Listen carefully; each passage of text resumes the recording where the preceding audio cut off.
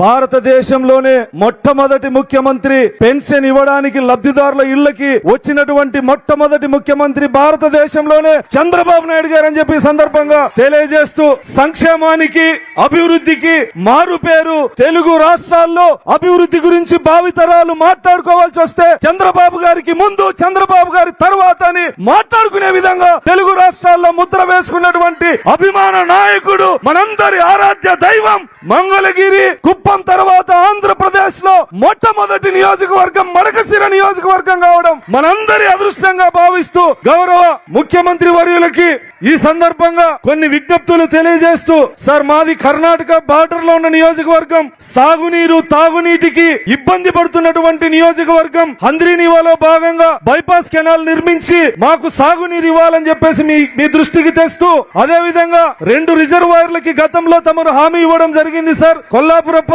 reservoir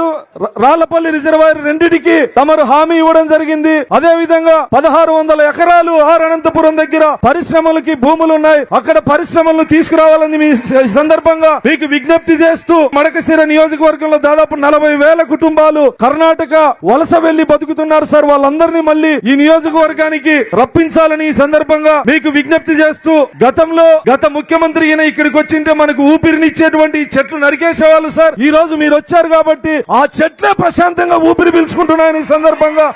తెలియజేస్తూ